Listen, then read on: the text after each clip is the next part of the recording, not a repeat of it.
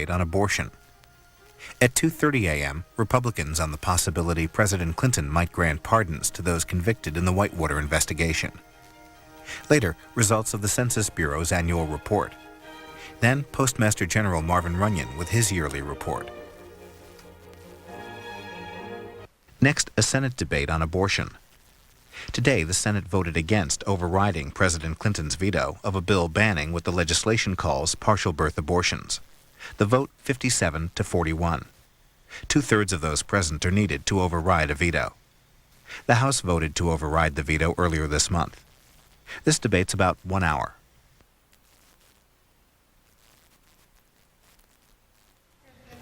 I just would yield 2 minutes. I would yield 2 minutes to the senator from Illinois, and then after that, I would ask the senator from Pennsylvania to use up as much time as he would like. Thank you very much. The senator from Illinois. I thank the senator from California. I rise really on a point of personal privilege in that Vicki Stella, the person in this picture, is a constituent of mine. She's from Illinois, and I spoke of her situation and the trauma that she experienced in having a late-term abortion of a child that she very much wanted to have, and the trauma that it caused her. She felt her family was traumatized, but the fact that she was able to preserve her fertility gave rise to a new baby in that family. But the point that I really want to raise, I think I touched on in my remarks earlier this morning, which had to do with the issue of personal liberty, and as a subset of that, one's personal privacy.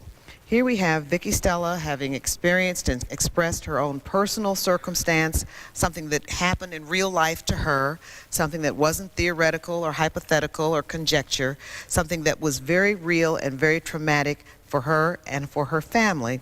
And yet we find, as a part of this debate, her testimony and her privacy around her own health being debated by physicians who have not even never met her, never saw her, never examined her, and her medical records being challenged on the floor of the United States Senate. I think that that is extraordinary. And I frankly would call attention to the notion to all of us that as we look in this debate, ask yourself the question, if you really want to have the government going as far as to a debate about your own personal medical records in something as traumatic as no doubt this situation was for Vicki Stella and her family. The issue of one's privacy, if there's one thing about which we can have a consensus, and I refer to my colleague from Connecticut's statement, I believe there is consensus that one's medical records, one's medical condition is about as private as you're going to get. That falls within the zone of privacy that is constitutionally protected for every American. And yet we have a letter introduced, as I understand, into the record here today, taking 30 more seconds, taking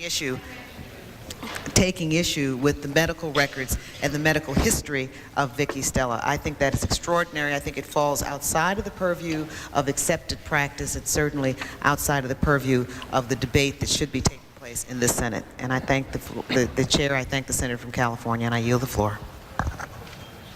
The senator from Pennsylvania. The senator from Idaho.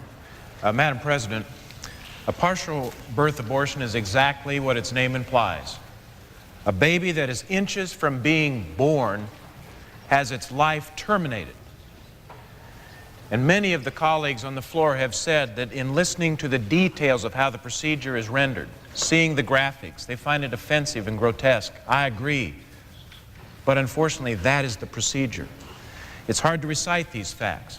I believe a statement made by Senator Patrick Moynihan perfectly reflects my own thinking, and I quote, "I think this is just too close to infanticide.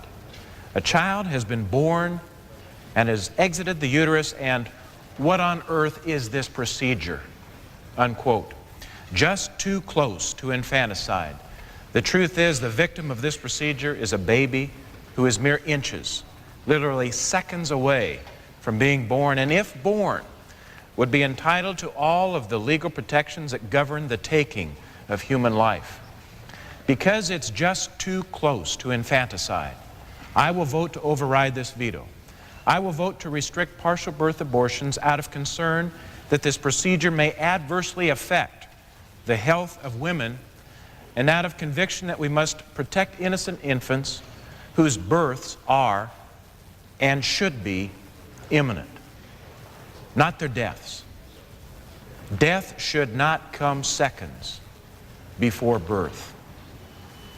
Madam President, I ask that the entire statement that I have be made part of the record. Without objection, so ordered. I yield 2 minutes to the Senator from Missouri. The Senator from Missouri. I thank my colleague from Pennsylvania. Madam President, I rise today to express my strong support for the override of President Bill Clinton's veto of the partial birth abortion bill. Rarely have we seen a president so willing to ignore the wishes of the overwhelming majority of the American people.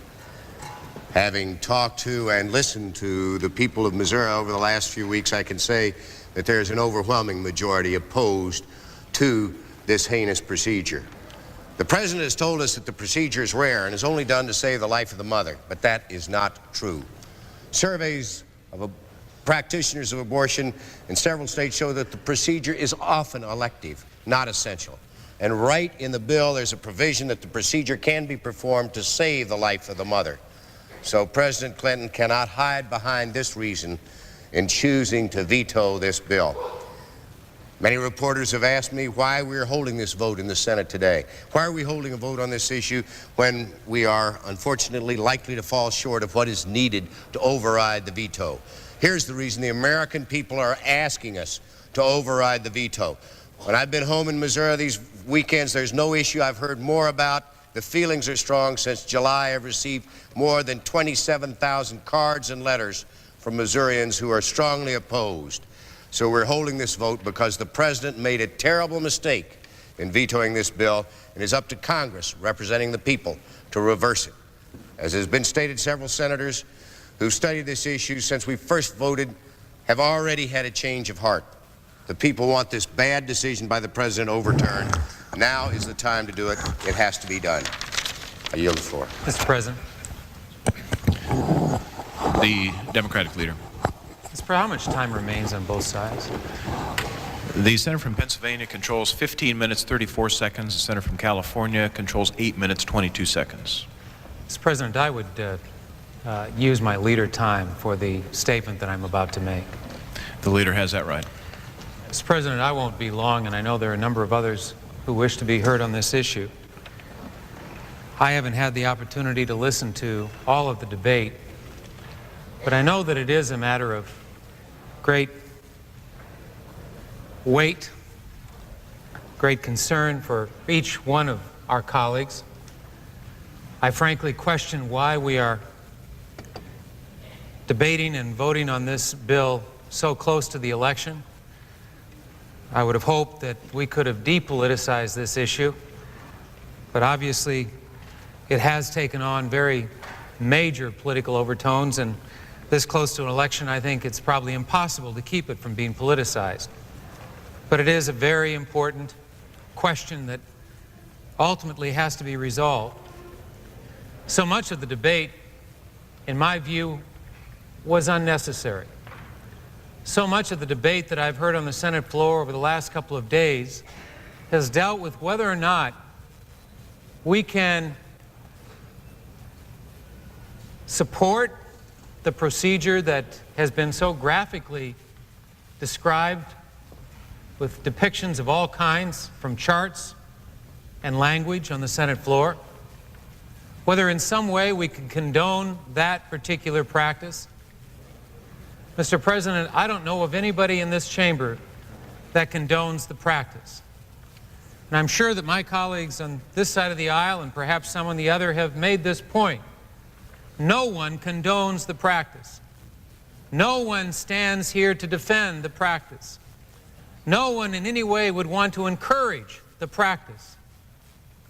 And so all of the talk and all of the graphic descriptions, in this senator's view, are unnecessary, because we all know how abhorrent it is. We all know how extraordinarily detestable it is. The question is, as abhorrent and as difficult to witness to hear described? Is there ever a time? Is there ever a time when the procedure, regardless of whether it's been accurately described or not, should be used? I'm told physicians differ substantially about that question. I'm told that there are occasions, as rare as we might find them, that a mother's life and/or permanent health could be impaired if this procedure is not used. I'm lucky enough to be a husband and a father. I've had the good fortune to have a healthy wife and healthy daughters.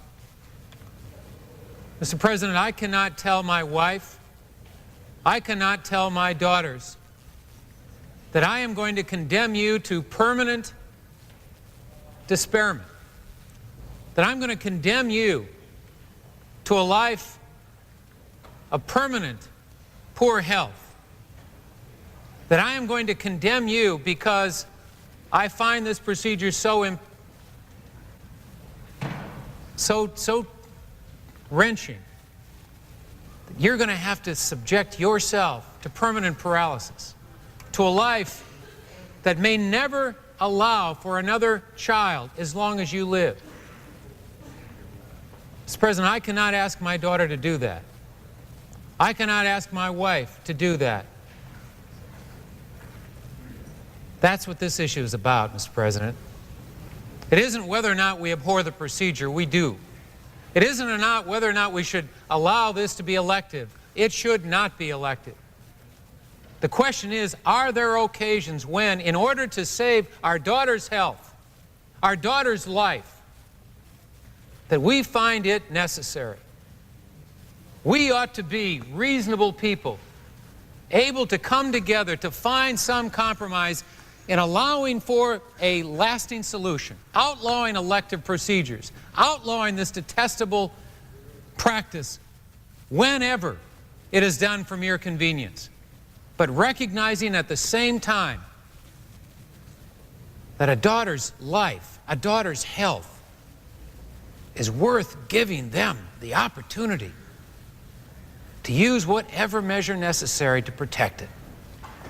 Now, I've heard the argument it's never necessary, that it's not necessary to do this. Well, if it's never necessary, this procedure will never be used.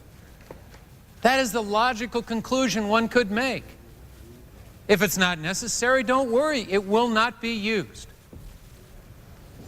So, Mr. President, I would hope that once this veto is sustained, that we can sit down quietly, without politics, without emotion, and recognize that somehow we've got to come together on this issue.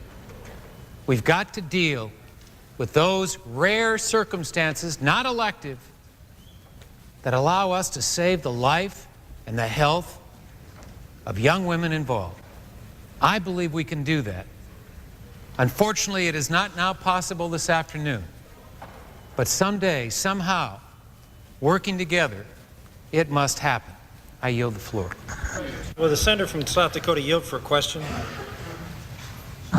I've yielded the floor, but I'd be happy to participate in any colloquy with my distinguished colleague. I just have a question I've asked other members on yours who have argued your position. I have to ask it again, and that is that if this procedure were being done on a 24-week-old baby, which it is often done on, and the procedure were done correctly and the baby was taken out with the exception of the head, and for some reason the head slipped out and the baby was born, would the doctor and the mother have a choice as to whether to kill the baby?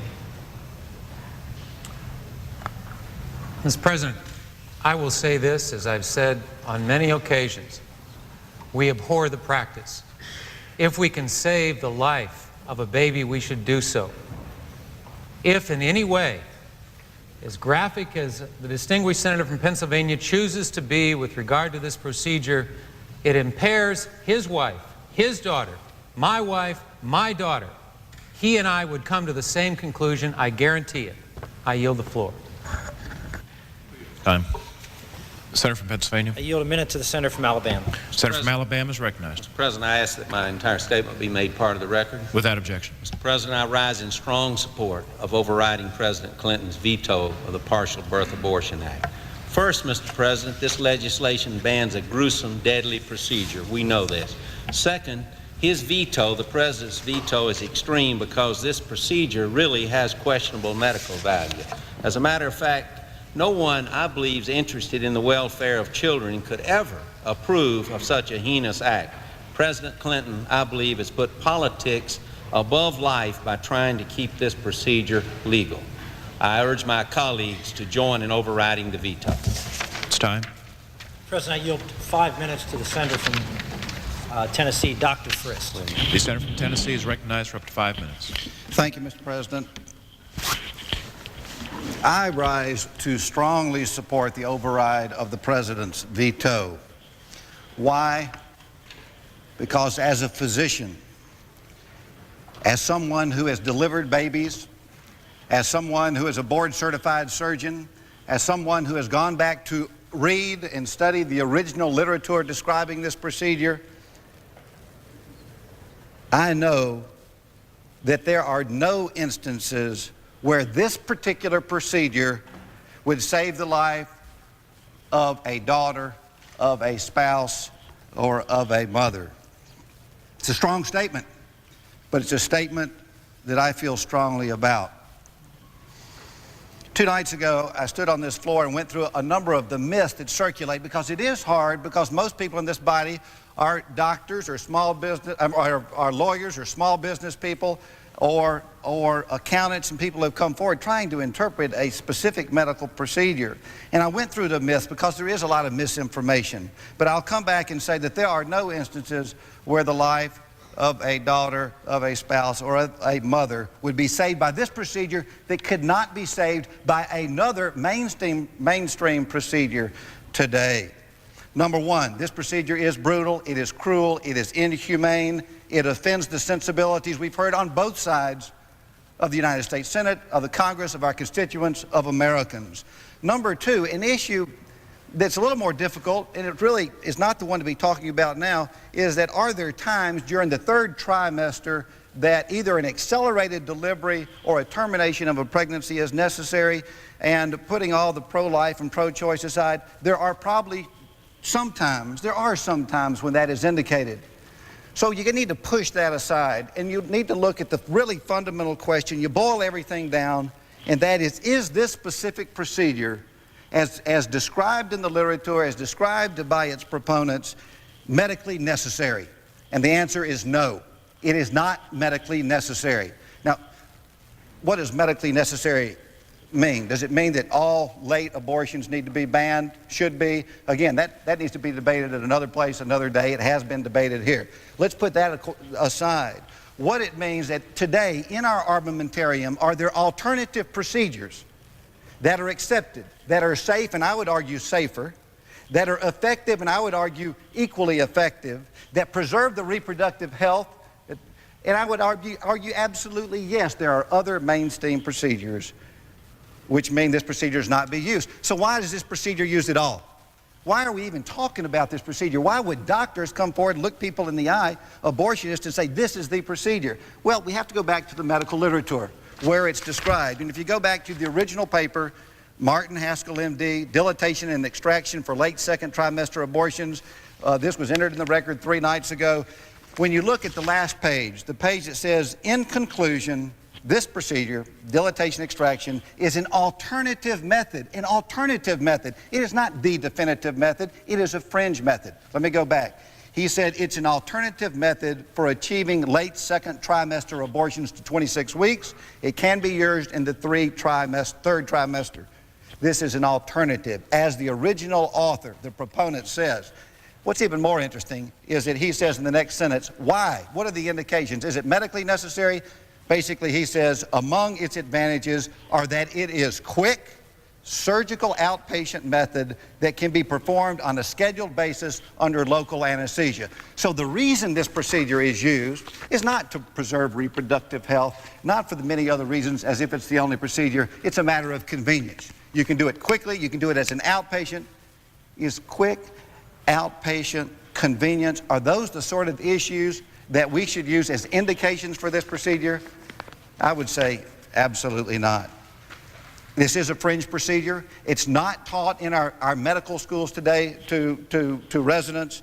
It is a procedure that is not indicated for the hydrocephaly and the trisomy and the polyhydramnios. It is never indicated. There are alternative procedures.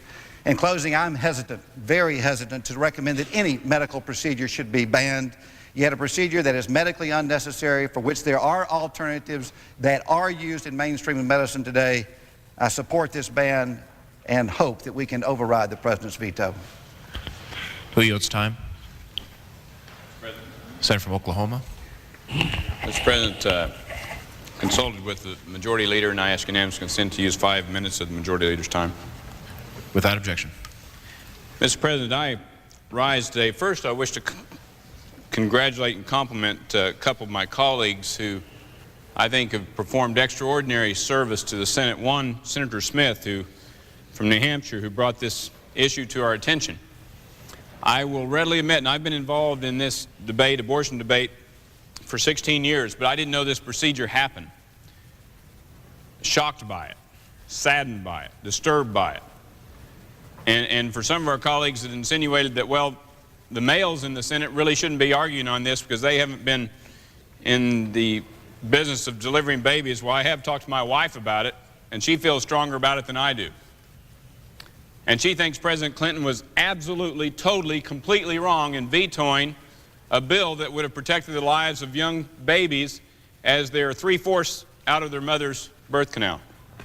So I congratulate Senator Smith for bringing this to the attention of the Senate. Also want to congratulate Senator Santorum for his leadership in this as well. Mr. President, President Clinton was wrong in vetoing this bill. 2/3 of the House said that he was wrong. I hope that today 2/3 of the Senate will say he made a mistake. Maybe he had bad information.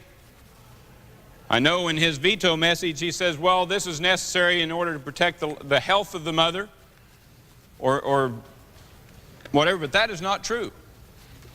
Dr. Koop, and I think a lot of us, Democrat and Republican, happen to give him a lot of credibility.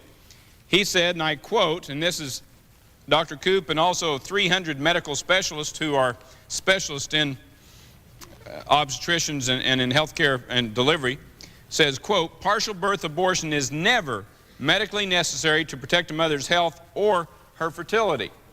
That's a quote. They said never. Dr. Tom Coburn, my colleague from the House, who performed and has delivered over 3,000 babies, said it is never, never medically necessary. There's other alternatives. There's better alternatives. What is this? What is partial birth abortion? This child is seconds away, is inches away from total birth. Total birth. In some cases, the arms and the legs are kicking and moving. The fingers are squeezing. It's a live human being. It is infanticide. Dr. Pamela Smith, an obstetrician at Mount Sinai Hospital in Chicago, points out, and this is quote, partial birth abortion is a surgical technique devised by abortionists in the unregulated abortion industry to save them the trouble of counting body parts that are produced in dismemberment procedures. That was given in a letter to senators on November the 4th in '95. She says in the same letter, opponents have insinuated that aborting a living human fetus is sometimes necessary to preserve the reproductive potential and or the life of the mother. Such an assertion is deceptively and patently to protect the health of the mother. And it's certainly not necessary to protect the health of the baby. This is destroying a baby. And yes, this moves the abortion debate away from, quote, theoretical rights into we're talking about lives. We're talking about the life of an innocent, unborn human being. Now, I know I heard my colleague, the minority leader of the Senate, say, well, it's rare. Well, how can it be rare when originally the proponents of maintaining legality of this procedure said it's a few hundred, and we find out in one city in New Jersey there was 1,500 done. And that wasn't found out by the National Right to Life Committee. That was done by investigative reporters of the Washington Post. 1,500 in one clinic in New Jersey. There's thousands of these procedures performed annually now. Thousands. Mr. President, some of our colleagues made all kinds of insinuations that, well, people who are opposed to this procedure, well, yeah, they're just opposed to abortion. Yes, I'm opposed to abortion. But I can't remember ever having to vote on banning abortion. Somebody said, oh, well, Republicans are trying to ban all abortion. That's in your platform. It's not in our platform. It says, yes, we want to protect the sanctity of human life. I've only voted on one constitutional amendment that dealt with abortion in my 16 years in the Senate, and that wasn't to ban abortion. So some people have tried to move this all over the field. What we're trying to do is protect the lives of thousands of babies when they're 3/4 born, when they're 3/4 delivered, when they're a few inches away from being totally delivered, a few seconds away. And it's particularly gruesome when you realize that some of these babies' heads are held in the mother, so the brains can be sucked out and the baby killed while part of the baby is still in the mother. Because they know if a couple inches movement, then they'd be liable for murder. Then there's no question. That's how close we are. What does that say about America's society today? Mr. President, this is one of those defining moments that we have in the Senate, where we stand up and say enough is enough. This procedure is terrible. It's outlandish. It should be stopped. Or are we going to allow this type of procedure to go on and say, no, we believe in abortion at any time, for any reason, for any cause? Some of the leading proponents of this have basically stated, Dr. Martin Haskell, he's performed over 1,000 of these. He said one of the major proponents and practitioners of this technique, Dr. Martin Haskell, states that some 80%, which he has performed, were for purely elective reasons. Purely elective reasons. Mr. President, that alone is enough. We need to override the President's veto. He was wrong. We need to protect the lives of innocent, unborn children. Who yields time? Senator from Pennsylvania. I ask unanimous consent that we have 10 additional minutes, 5 minutes equally divided. I am just swamped with speakers and do not have enough time to even get my own statement in. Is there objection? Hearing none, so ordered. Thank you, Mr. Senator from President. I yield Pennsylvania. 5 minutes to the Senator from Indiana. Senator from Indiana is recognized for up to 5 minutes. Mr. President, I thank my friend for yielding, and I thank him for his tireless work on what I think is one of the most defining issues of our time. I'm pleased to see the senator from West Virginia on the floor. He's always on the floor during important debates. I regret that many others are not on the floor. Mr. President, I had the opportunity to call a good friend of ours, Congressman Campbell, who, as we all know, was in a serious motorcycle accident just a few days ago in Colorado, and is hospitalized in a hospital in Cortez, Colorado. I called to ask his condition, and he told me he had undergone some 15 to 18 hours of surgery, but he was hoping to recover. He asked me, however, if I would deliver a message to our colleagues, and I take the opportunity to read that message. Mr. President, I take this opportunity to thank my friend and colleague, Senator Coates, for submitting this statement on my behalf while I am absent from the Senate due to my accident. During this important debate on the override of the President's veto on the partial birth abortion bill, I felt compelled to share my personal thoughts with my colleagues on this extremely emotional issue. During the past month, I have listened carefully to those who hold strong views on both sides of this difficult issue, and I've learned a great deal more about this procedure and its implications. I also have consulted with doctors and others in the medical profession who have discussed this procedure in graphic detail. It became clear to me the procedure which would be banned is an atrocity, which is inflicted on a fetus so far along in its development, it is nearly an infant. Since last Saturday, I have spent the last 6 days straight in a hospital bed in Cortez, Colorado. Part of my decision-making process is based on watching the dedicated health professionals here in the hospital working so hard day in and day out to save lives. As the days went by, it became increasingly clear to me that a vote to override the veto also represents an effort to save lives and not take lives. Those who know me know that I am not one to bend with the political breezes. As my colleagues and my constituents well know, I am pro-choice. I have always been pro-choice, and I will continue to be pro-choice. In fact, I have a 100% voting record with NARAL and other pro-choice organizations. However, in the light of the medical evidence presented, I do not consider this specific vote to be a choice issue. Therefore, based on the compelling medical evidence and the insights I've gained, I would vote to override the President's veto were I able to be on the Senate floor today. Mr. President, I ask unanimous consent that the statement of Senator Campbell, delivered from his hospital bed, be inserted in the record at this point. Without objection. Mr. President, this is not just another skirmish in the running debate between left and right. This debate raises the most basic questions asked in any democracy. Who is my neighbor? Who is my brother? Who do I define as inferior and cast beyond my sympathy and protection?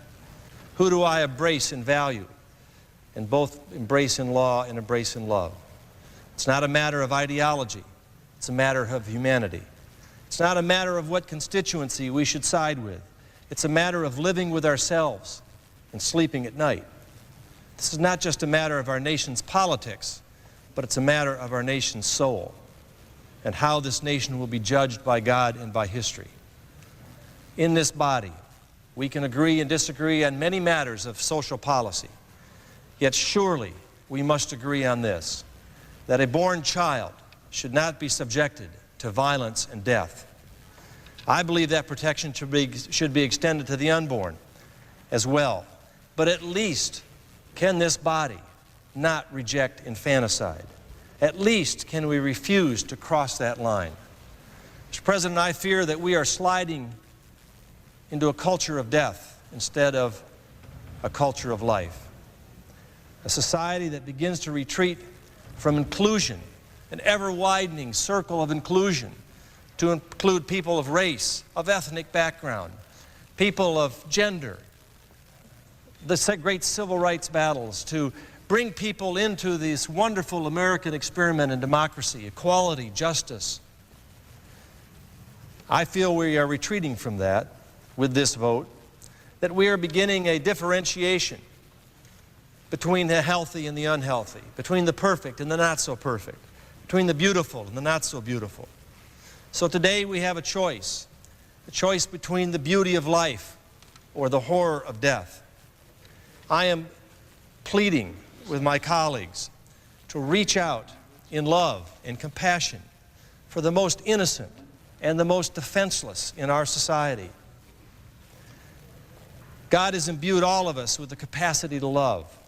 Unfortunately, the great human tendency is to turn that love inward and think and love only ourselves, our possessions, our careers, our achievements. Senator's not time to think has of others. expired. I would ask for one additional minute. Without objection. I thank the Senator. But that's misdirected love, Mr. President. True love goes beyond ourselves and reaches out in love of others. This vote is an appeal to a higher purpose. What Lincoln said is the better angels of our nature. I appeal to my colleagues for the sake of the larger question, of the higher purpose, to reach to the better angels, to the larger question of life and liberty and equality and justice, for the sake of the future of this great experiment in democracy, to support us in this effort, to say that we will not promote a culture of death. We will not embrace a culture of death. We will embrace a culture of life. We will keep extending the circle of equality and justice, passion and love for the least among us. Clearly today, at this defining moment, that issue is in great peril. Mr. President, I thank the Senator from Pennsylvania for his efforts and for the time, and yield what remaining time I have. Who yields time? Mr. President, may I inquire as to how much time each side has left? The senator from California controls 13 minutes 25 seconds. The senator from Pennsylvania 6 minutes 48 seconds. Mr. President, I yield myself 5 minutes. Mr. President, we're winding down this debate. It's been a hard debate. In some ways, it's been a harsh debate. And I think the most important thing that I would like to do, and if I do this, I will feel that I've done my best, is to put a family's face on this issue, to put a woman's face on this issue. is to make sure that the American people understand that when President Clinton vetoed this bill, he vetoed it with compassion in his heart for the families that had to face the kind of tragic circumstances that I have discussed throughout this debate. I think there's been some effort on the part of those who take an opposite view. There's been some effort to try and undermine or undercut some of these families, some of these women who have gone through this tragic experience, and I hope that that effort has failed. I want to talk about Mary Dorothy Line, a devout Catholic, was 5 months pregnant when with her first child, when she learned her baby might have a very serious genetic problem. Mary Dorothy writes, quote, "My husband and I talked about what we'd do if there was something wrong. We quickly decided that we are strong people and that while having a disabled child would be hard, it would not be too hard for us. We are Catholic," she writes. "We go to church every week, so we prayed, as did our parents and our grandparents." Mary Dorothy continues, "We sat there and watched as the doctor examined our baby and then told us that in addition to the brain fluid problem, the baby's stomach had not developed and he could not swallow. After being told that in utero surgery would not help, Mary Dorothy Line and her husband decided to use the procedure that is outlawed in this bill because they were told it was the safest." Mary Dorothy says to us, "The doctors knew that the late-term abortion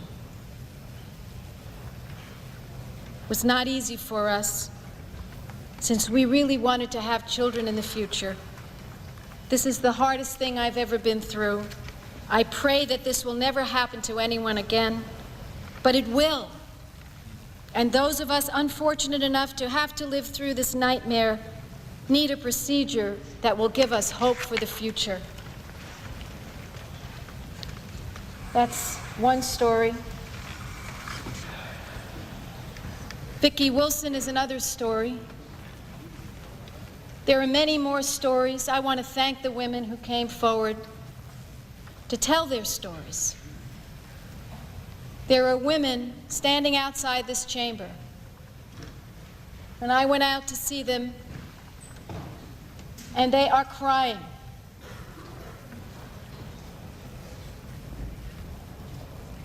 And they are crying because they do not understand how senators could take away an option that their doctor needed to save their lives. They are crying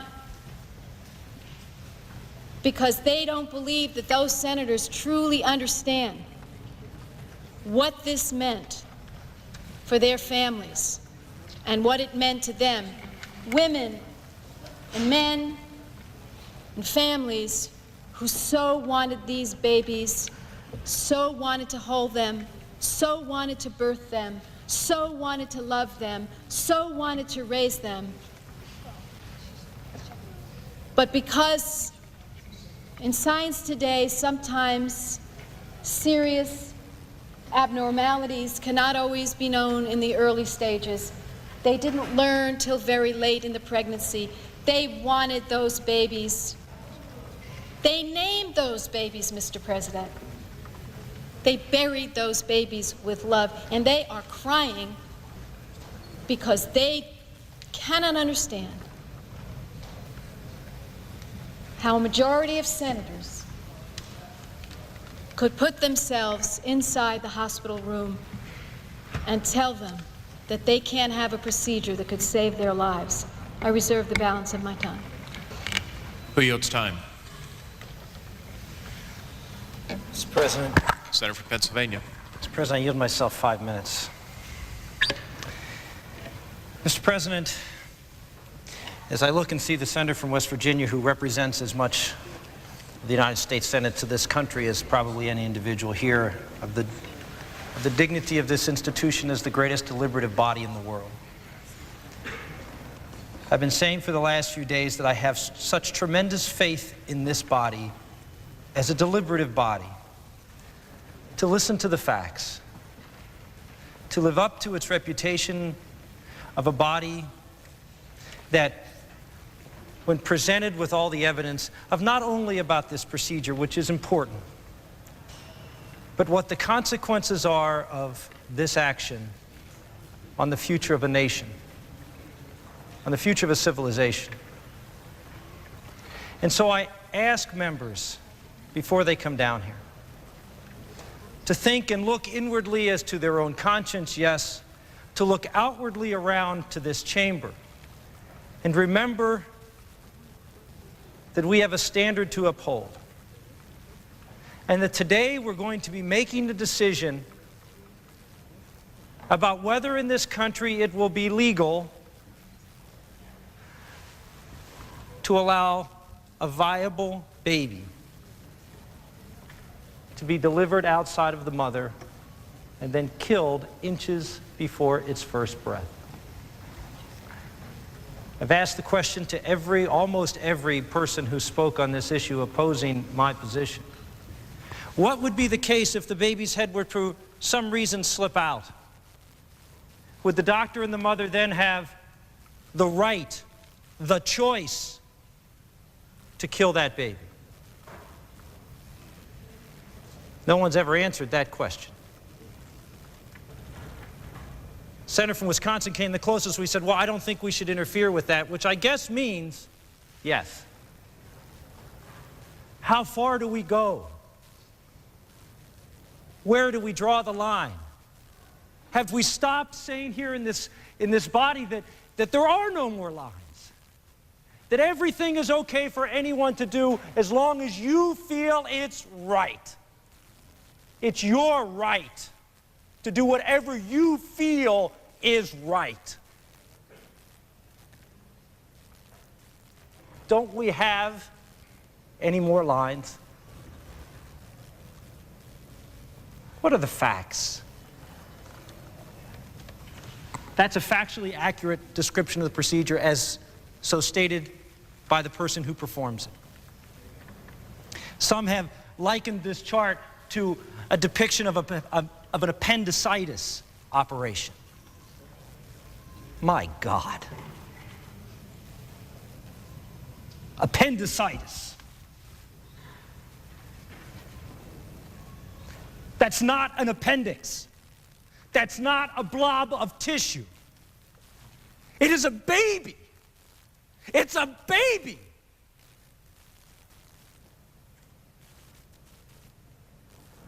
Did you ever really think that this could actually be happening on the floor of the United States Senate? When you came here and there are people in the audience who maybe are just visiting Washington, who just sort of wandered in, did you actually believe that we could be actually contemplating allowing thousands of these kinds of procedures to continue? I sometimes just have to sit here and pinch myself and wonder whether this is all real. Whether this really is the United States of America. The senator from California said she hears the cries of the women outside this chamber. We would be deafened by the cries of the children who are not here to cry because of this procedure. I cry with these women, this difficult decision to make. But there are alternative measures available. No woman will be denied access to abortion, late term as they are, if we ban this procedure. That is a fact.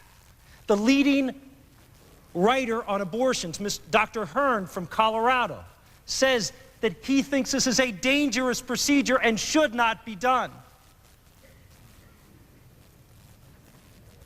The senator from Colorado, and my best wishes go out to him in his hospital bed in Colorado. made the most poignant statement today when he said he was been in a hospital looking at all that is being done to preserve life. I have to hearken back to another Lincoln quote, which is, "A house divided against itself cannot stand." In one operating room, when there is a baby being delivered and everything is being done to save that baby, in the next room, one is being delivered to be killed. That cannot continue to happen in this country. The senator from Colorado is right. What are we to become? What will we be like if we allow this, and then maybe if the baby's born and it's not quite perfect enough for us? That maybe it's got some problems that won't live as long as we would like. Cardinal Bevilacqua spoke today, and there are many religious leaders here. The Cardinal is up in the gallery. And he said, if this procedure is allowed to continue, I fear that legal infanticide will not be far behind. If partial birth abortion is allowed to continue, surely it will mark the beginning of the end of our nation, of our civilization. No nation, no civilization that abandons its moral foundations, its spiritual beliefs, by legally destroying its own unborn children in this barbaric procedure can possibly survive. Please, I ask my colleagues, I plead with my colleagues, don't let this happen on our watch. All time for the senator from Pennsylvania has expired. Mr. President. Time. Mr. President. Senator from California. Mr. President, Give me 30 seconds. I yield 30 seconds to my Senator Mr. from President, I West call Virginia. attention to the rules of the Senate, which preclude any reference to people in the galleries. And one cannot even by unanimous consent change that rule. And the chair is not even to entertain a unanimous consent request that the rule be waived. I hope senators will abide by the rules, regardless of what side of the question they're on. If the senator will yield, I apologize for making such an error, and I appreciate the senator for pointing that out to me. Senator from California. Mr. President, thank you very much. I understand I have 8 minutes remaining, or a little less than that. Approximately 7 minutes remaining. Okay, I would ask that I be yielded 4 minutes. At that time, I'm going to turn to another senator to close our debate. Mr. President, I ask unanimous consent to set aside the pending veto message and proceed immediately to a bill that allows this procedure only in cases where the mother's life is at stake or she would suffer serious adverse health consequences without this procedure. Is there objection? Reserving the right to object. Mr. President, I would ask for regular order and just ask if there's objection at this time. Regular order, a senator must object or allow the unanimous. Objection is heard. The reason I asserted my parliamentary rights is because time is a-wasting, and I would like to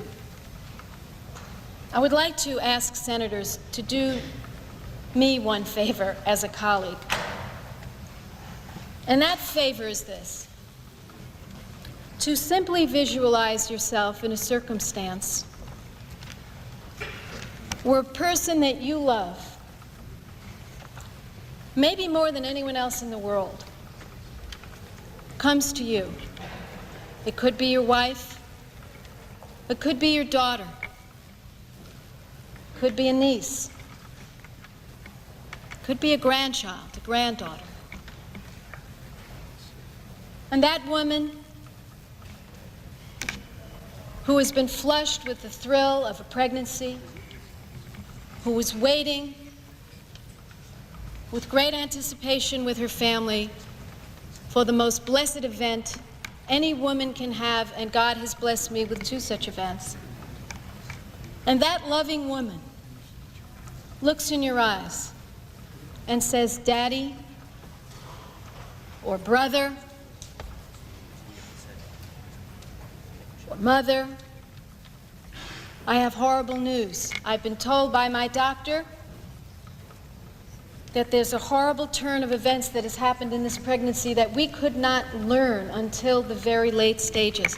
And if I don't have this procedure, the one that's outlawed in this bill, may I say, my doctor says I might die,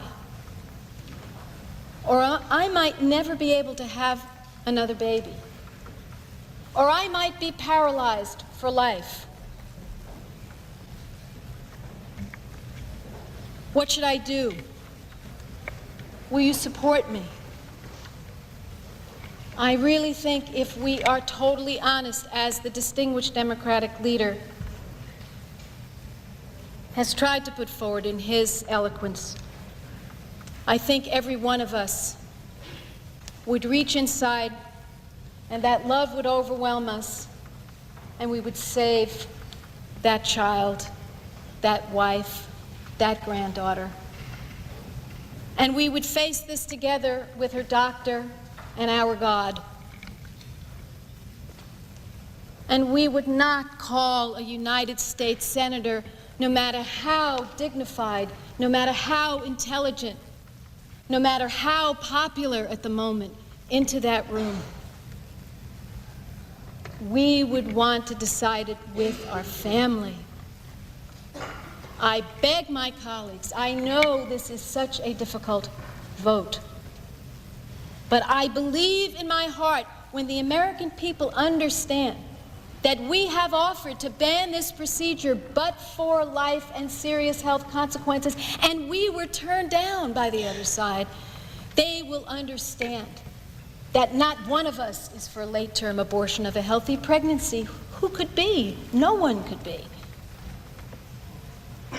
What we are talking about is preserving this procedure for cases like Vicki Wilson and Vicki Stella and the women who had the courage to come forward and tell us their stories. I urge my colleagues, please sustain the President's veto, and I would yield the balance of my time to the Senator from West Virginia.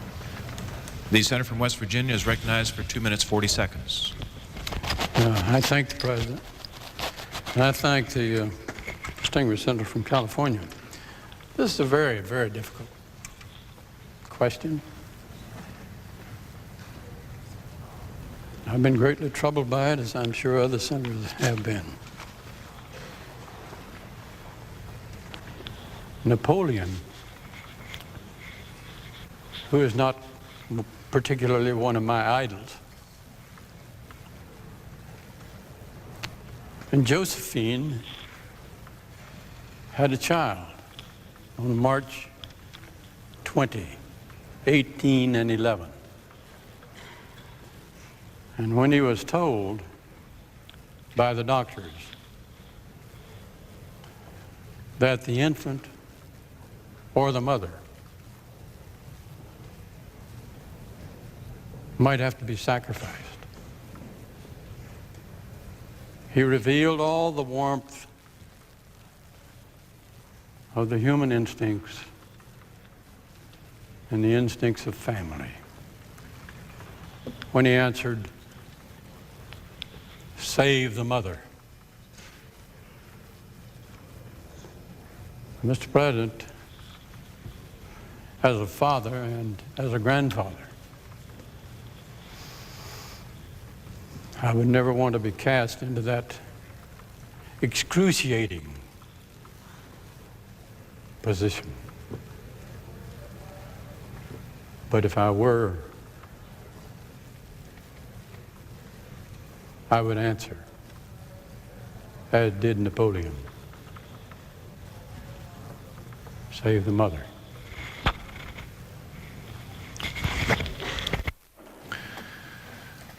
Mr. President. Senator from Pennsylvania. Unanimous consent to insert in the record a statement by the Senator from New Mexico, Senator Domenici, and a statement by the Senator from Kentucky, Senator McConnell.